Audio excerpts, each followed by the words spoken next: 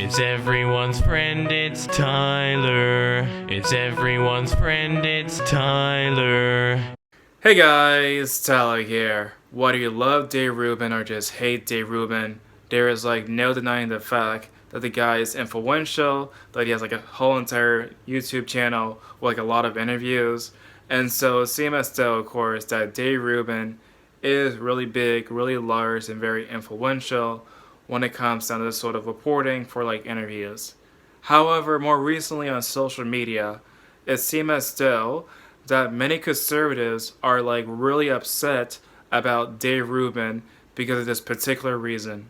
On social media, he and his husband has announced that they're going to be a father of 2 kids. When I first heard about that news for the first time, I honestly was glad for him because honestly I think, of course, that gay couples have a right to be parents, and I have nothing against, of course, gay couples being parents. And so when I saw that for the first time, I was actually happy for him because I think, of course, that gay people can be as good parents as much as straight people.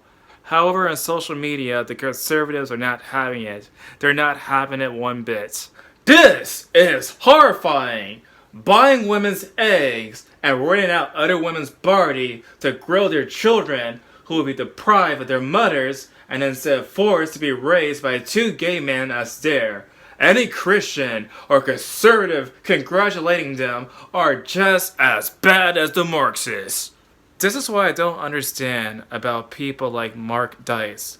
He claims that he's pro-life, that he's actually in favor for the sanctity of life, and that people should not have abortion. Okay, fair enough.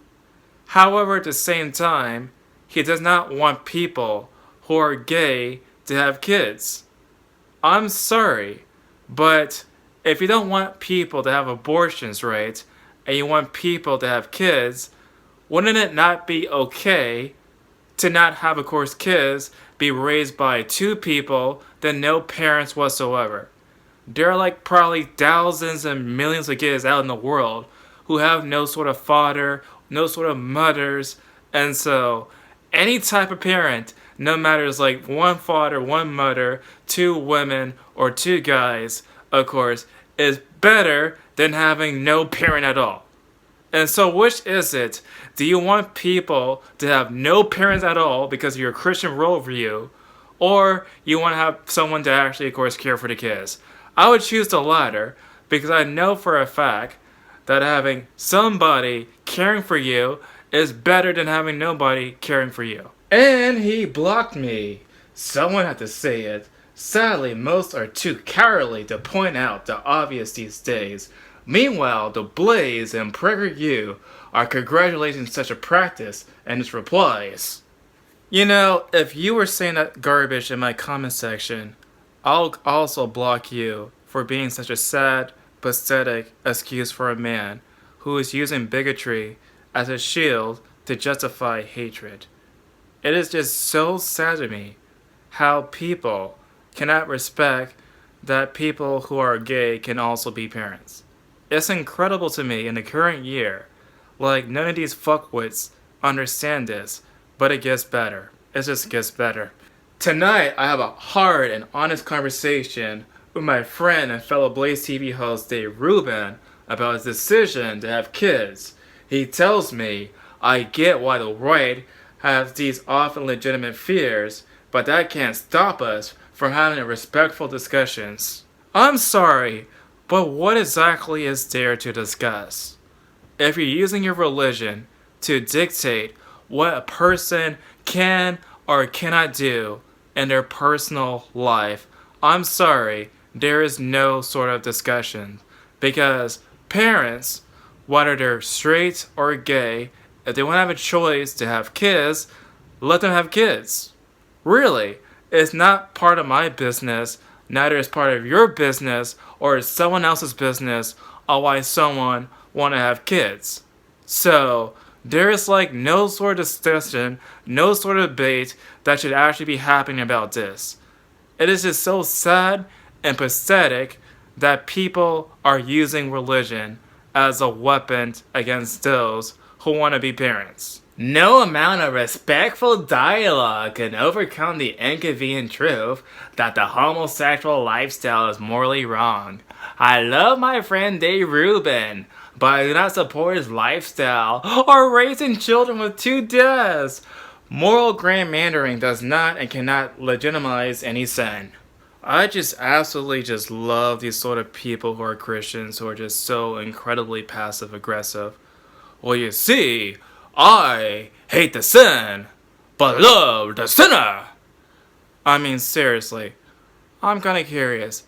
Like, this is like one of the main reasons why I just don't associate with Christianity anymore.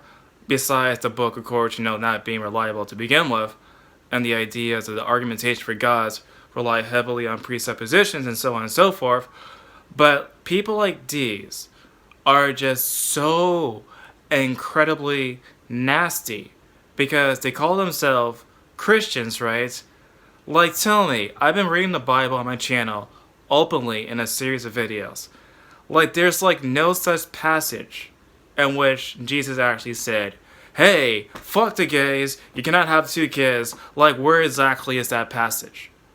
Please, point to me a single passage in your backwards ass faith that it actually shows that there's actually, of course, Jesus being against homosexuals or gay marriage or whatnot, because there's no such passages out there.